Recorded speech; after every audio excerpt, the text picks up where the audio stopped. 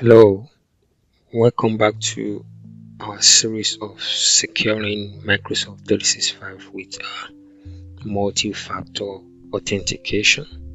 So far, we've covered security defaults, legacy MFA. In this part, we will check the most powerful tool Microsoft offer for managing MFA, which is conditional access.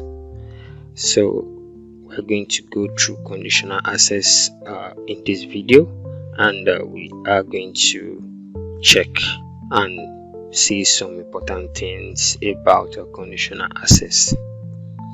Conditional access is not just about enforcing MFA, it's about applying the right security policy at the right time to the right user.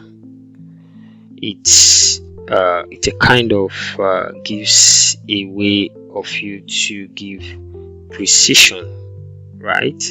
It gives you precision. So this level of precision can transform to how your organization manage security.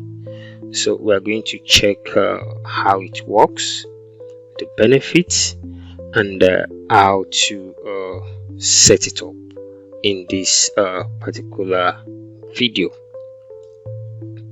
So here is the agenda for this video.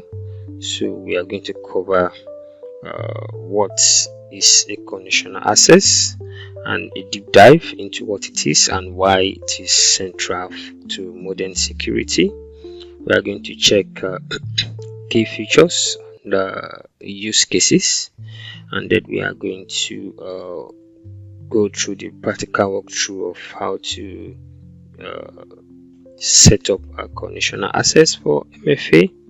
We are going to check into some best practices and some advanced insights, and then a conclusion for this today's tutorial.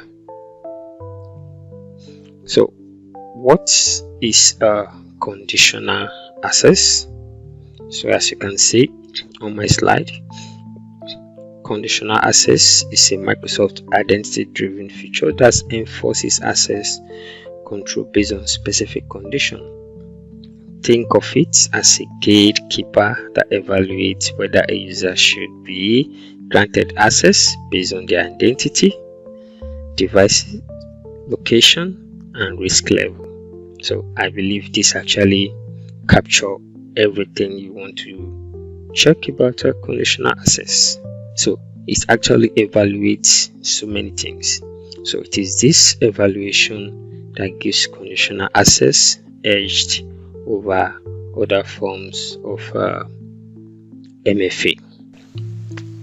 Unlike security default or the legacy MFA, conditional access doesn't really apply rules to everyone.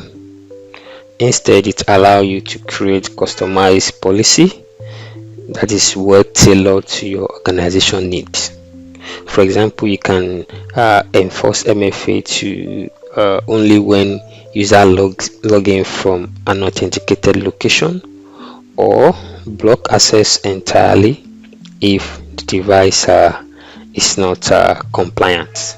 So that is a level of granular modification or granular access that conditional access actually gives you.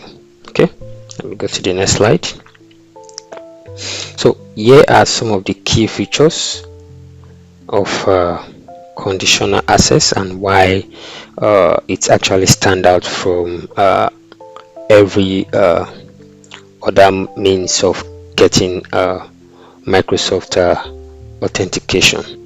So the first one, as you can see on my slide, is granular control. What do we mean by granular control? The policy can be actually fine-tuned based on so many criteria. You can fine-tune it based on user or group. which means you are trying to apply the policy to specific department on or individuals. You can fine-tune it based on devices, which means you want to require MFA only for personal devices, while corporate devices could bypass the MFA. You can set it based on location, which means you could block access to high risk country or allow seamless access from trusted IPs. You could give the granular control based on application, like maybe you want to protect highly risky application, maybe some of your application in your environment, like maybe finance app or HR portal, and you want to protect that with MFA, while you allow other basic application without MFA. And that is the kind of power it gives you. The next one I have here is risk-based decision. Risk-based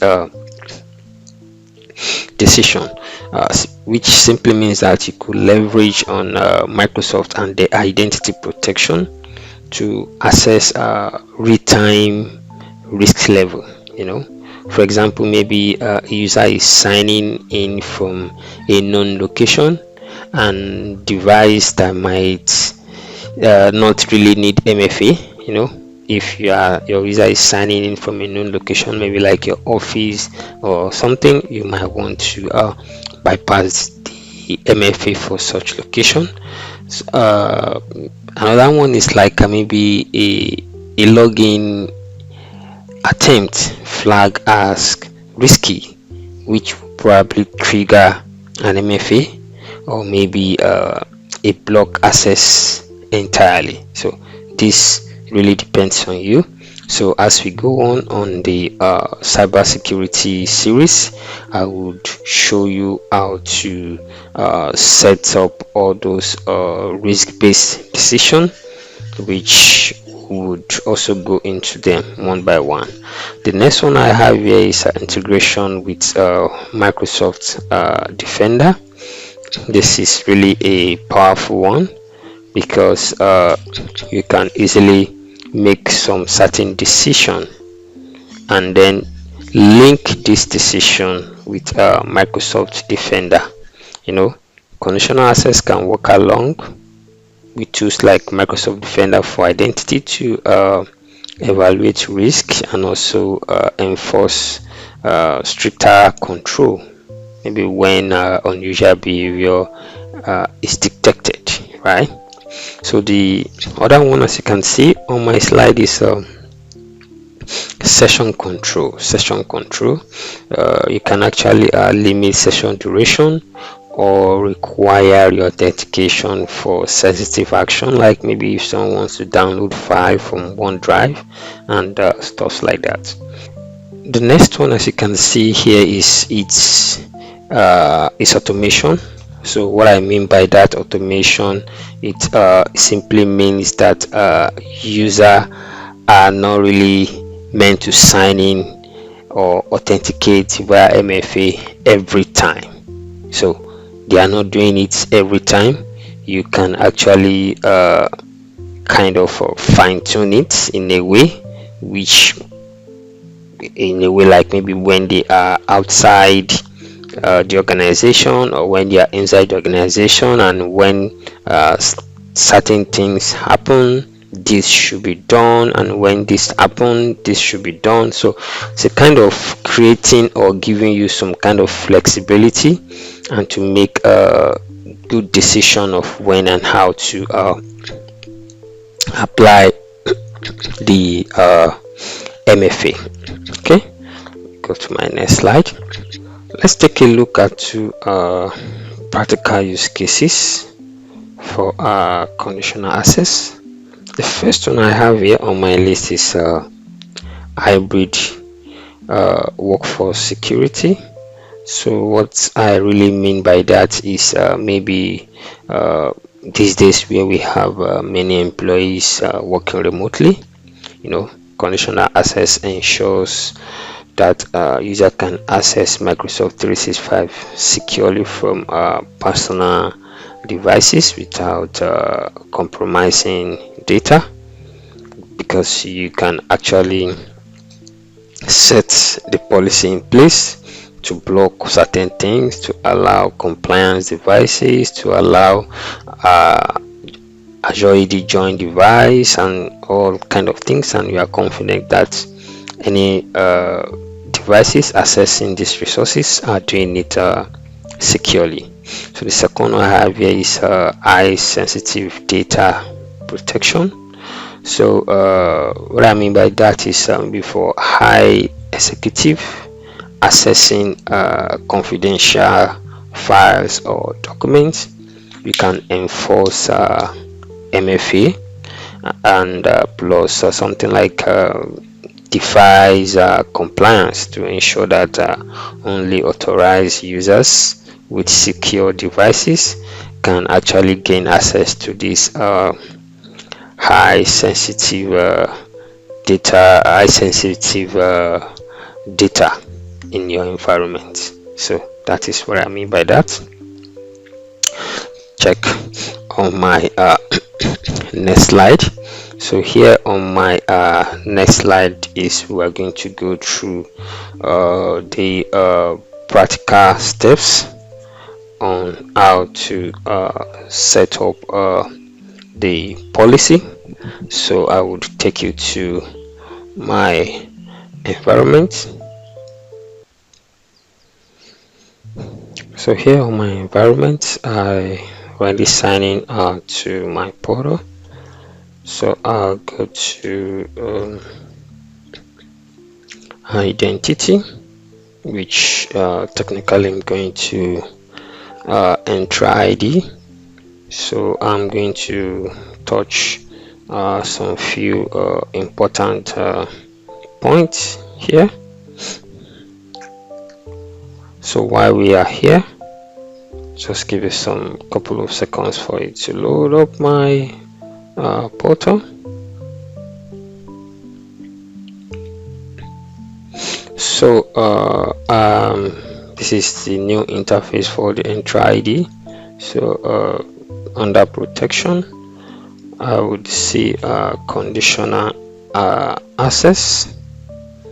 So here is the conditional access page. So before I proceed, take note that you can create conditional access from templates. So Microsoft has actually given us some templates that we can just use out of the box. So you can see these are different templates that you can use. So you can see, you can just look through, you can see require multi-factor authentication for admin, securing security information register, securing multi-factor authentication for all users. So we can just use this out of the box. Maybe like this is what we want to do right now. So what I'm going to do, we are going to use this, and at the same time we are going to go through the manual steps. So this is also blocking legacy authentication. If you remember, while I was talking about the security default, I mentioned something about legacy authentication, because legacy authentication are not secure, because you can see legacy authentication block legacy authentication endpoint that can be used to bypass MFA authentication. If you remember, I mentioned that legacy authentication does not understand MFA. So most bad actor, they actually uses it to access resources. It is very advisable to block legacy authentication on your tenant. Very important. So here are different templates that you can use, but make sure you understand it and know what it is. Probably you might need to test it, which I will still come to that in my slide here, which I target as a best practice. So that is one of the best practice you need to do when using this MFA. So from here, let's assume we want to utilize this. For example, all I need to just select it, and after my selection, I will just follow the on-screen information. So here is what's the description of what it's all about. So all I need to is to just follow the information and use it as the case may be.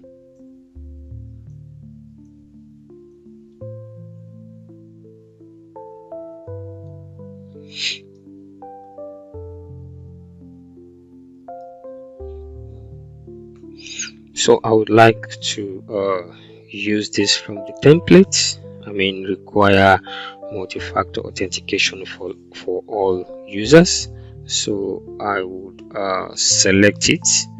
After selecting it, if I want to review it, I can view what it does from here. Just reviewing it to just understand what exactly the template is doing. So once I'm done with that, then I will just click on create and review. Then the next thing, I can give it a befitting name as the case may be. So as you can see, one of the best practice is to rather check report only, so that you can review it and see the behavior before you apply it. And another thing you can also do is most of the time it's not really advisable to lock up all your accounts, right? It's not advisable to lock up all your accounts. You could probably exclude one global admin, is one of the best practice. So you can just exclude one global admin. The reason for that is your last safe account, let me put it that way.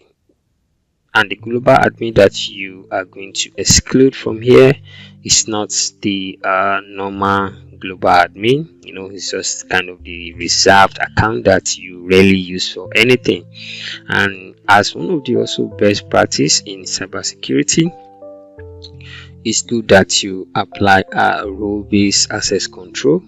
Maybe you don't just give everybody a global admin because they are admin. The best practice is you give them, okay, if you're an exchange admin, if you are a security administrator and all that. So it's one of the best practice. But what I'm saying at this point is advisable you exclude one global admin from these policies, so that maybe in case you will need it for any urgent recovery or maybe whatever. So we don't know. It's just the best practice. So here I have the template, and I click on create. So it's creating the policy right now.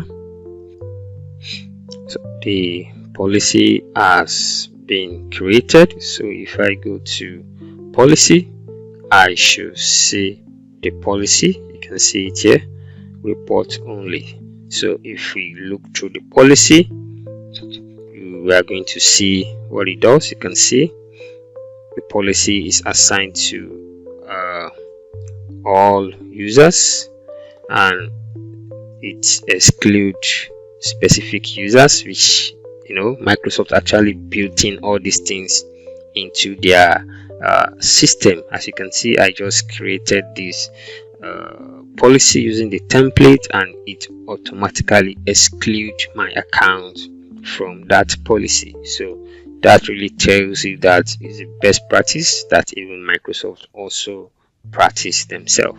So it's really exclude my account, and you can see here under the grant here, it is where the policy is being applied.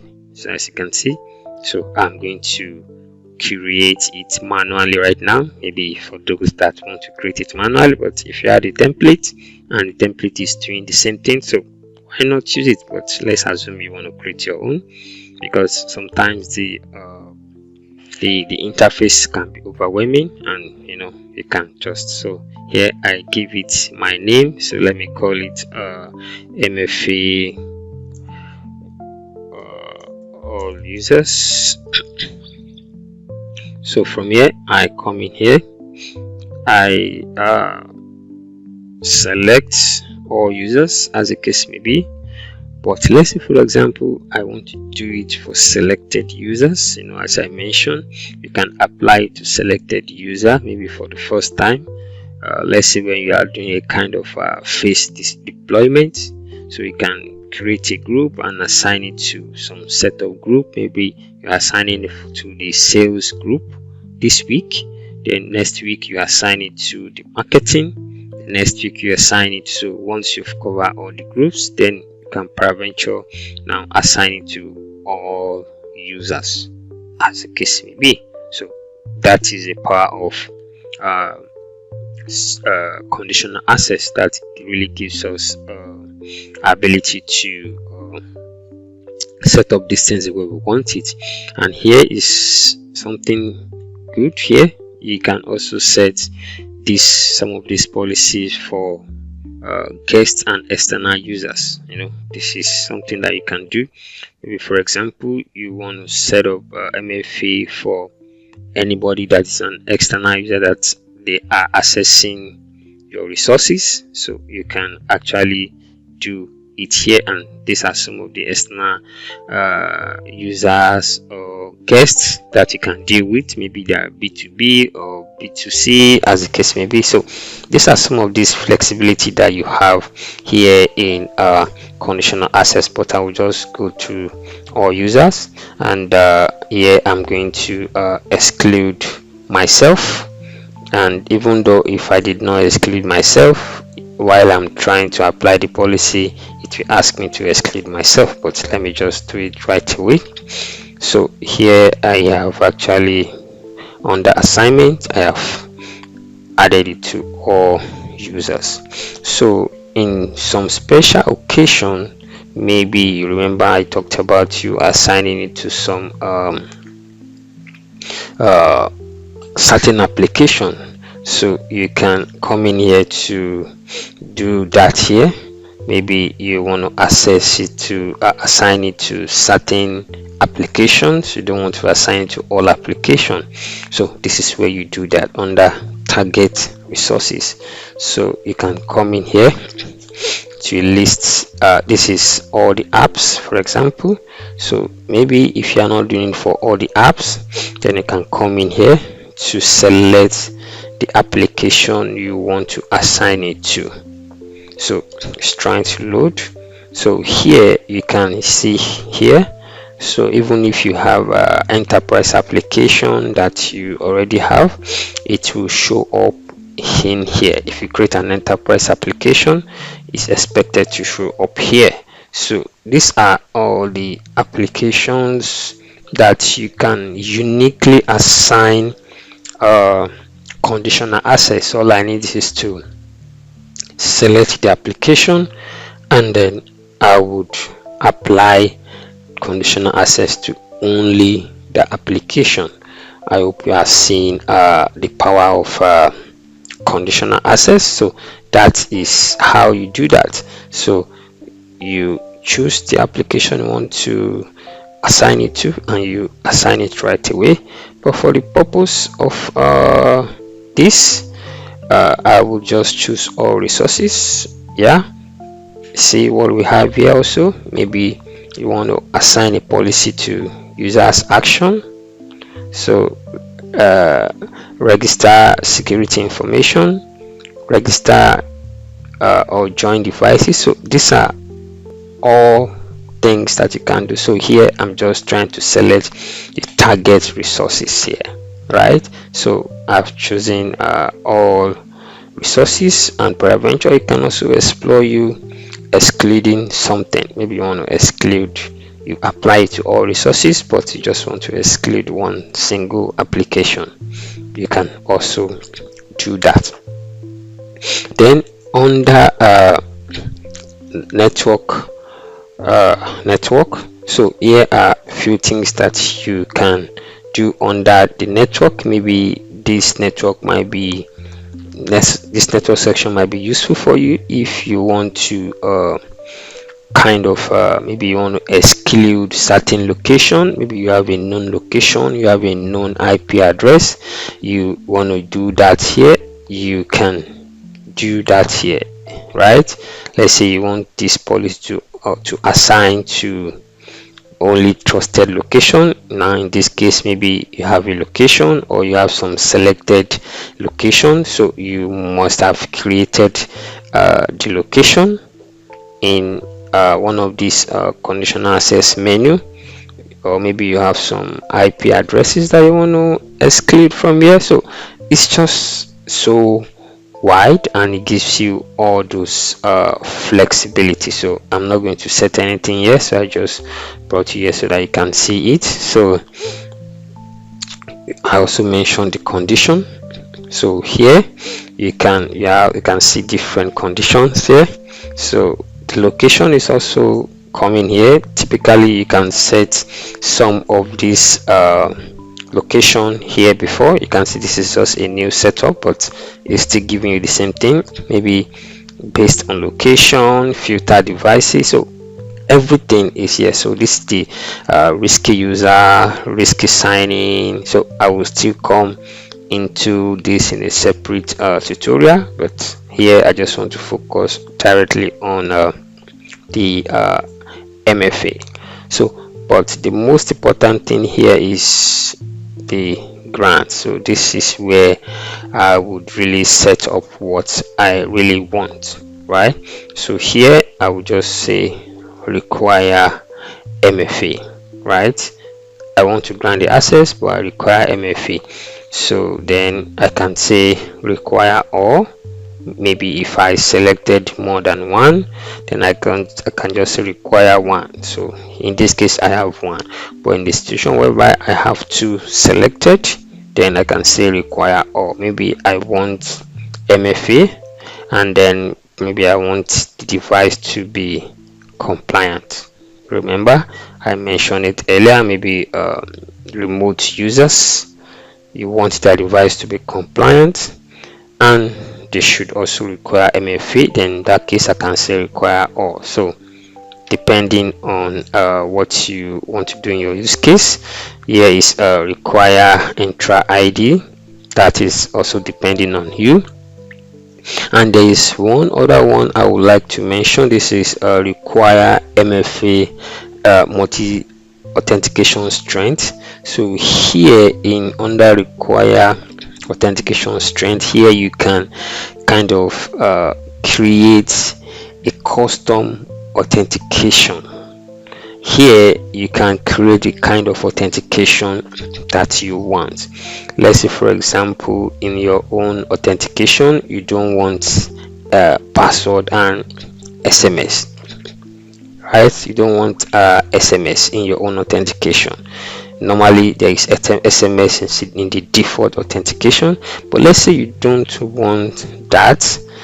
You can come in here and choose this phishing resistant MFA, or you can also create your own options here, which you can set up the authentication methods that you would like to see, and then you can be able to choose it freely from here.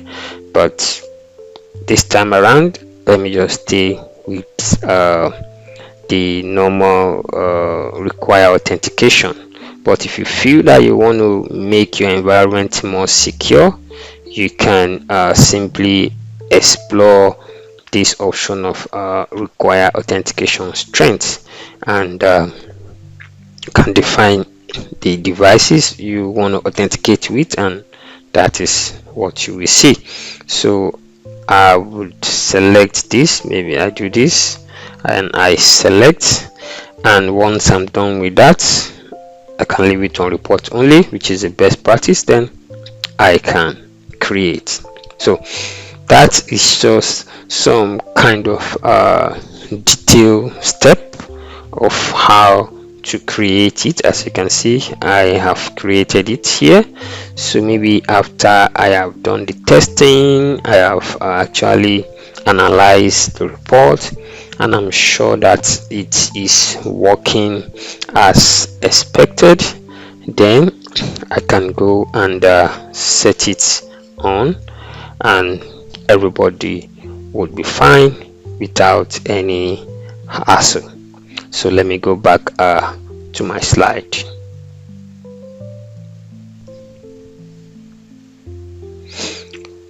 So let me go to my next slide.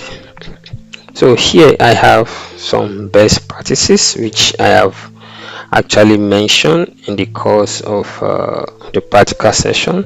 So the first one I have here is start with a pilot group. I have mentioned it. So apply the new policy to a text group before rolling it out to everybody, just to minimize disruption. Let's say, for example, if the policy is not working as expected, you can easily make adjustments and do some modification to get what you want. The next one I have here is combined with identity protection. So this I will still come to teach you about this. The identity protection really mention about you integrating MFA into risk signing. So the risk based configuration, let's say maybe risky signing or risky user, so you can integrate it with identity protection such that you can analyze this user and their behavior and then apply the conditional access as the case may be. You can also use name locations. So name location in the sense that you can define some range of trusted IP, such as maybe you want your corporate office location, or maybe any user that is accessing resources from your corporate location. You can exempt them from this MFA. So this really actually make user more comfortable and reduce the hassle that the user really don't like. It's kind of discomforting kind of, but this is security, we have to do it after all. So another one I have said, don't overload users. Be strategic about when and where MFA is required.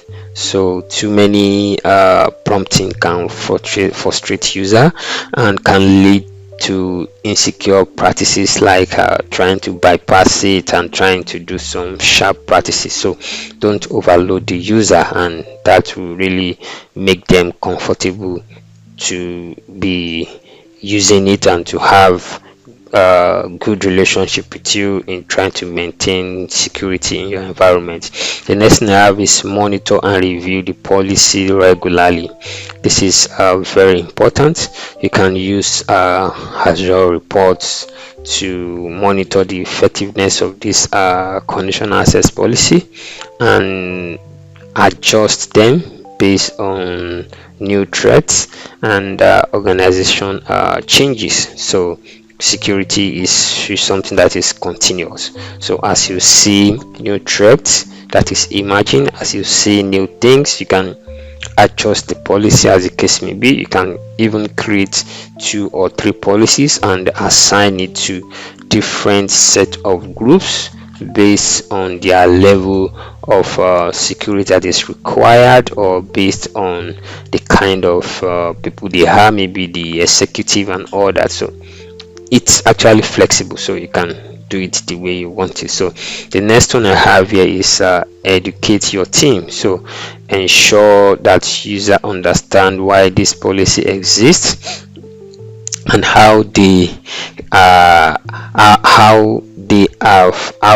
policy is giving you your organization enhanced security. So this actually encourage cooperation between you and your user, and would actually reduce his pushback. Okay, so that is just one thing I would like to say before I do the conclusion. So for you to use MFA, you would require to have at least P1, right? That is P1 license, which is required for you to have P1 license. So P1 license is included in some of the enterprise licensing like E1, E3, E5, or you can also have it in business premium license. So it has P1. So the enterprise licenses as P2. So the P2 version of it actually gives you more security feature, like some of the device compliance, some of the risky sign-in, risky user, so all those identity protection part of it. So those are what the enterprise license give you, which is the P2 version. So in conclusion, what I want to say is you would need to have P1 to use conditional access, and if you have the enterprise version, you can have P2. So P2 is in the enterprise version, and you can also go for a standalone P1 or P2 as the case may be. But if you are already using business premium in one of your users or your tenants, then you should definitely have P1. Then maybe if you are lucky or you can afford to have the enterprise version of license, then you probably have P2. But if your user are using maybe Exchange Online Plan 1, or they are using Business Basic, then most likely you don't have P1. You can actually go for a standalone P1 or P2 licensing as the case may be.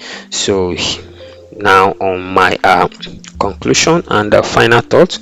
So we have actually gone through so many things from the first series. So I just want to this part conclude the series on multi-factor authentication. So security defaults are a great starting point for basic protection. So this I've mentioned earlier. So legacy MFA is useful for specific scenario, but it lacks the advanced control that we have seen in conditional access. So conditional access takes MFA to the next level, offering the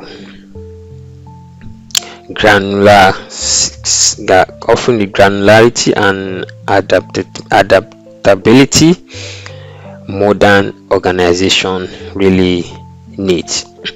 So conditional access is a gold standard for managing MFA in Microsoft 365.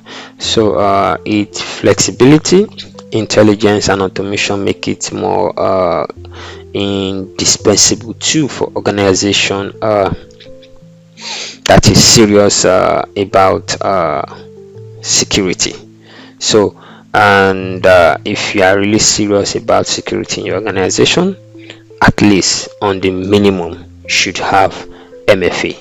So if you can't afford the conditional access, you could go for the security default, which is entirely free, or you should go for the legacy MFA, which gives you option to pick and choose the users that you would like to enable for these MFA services.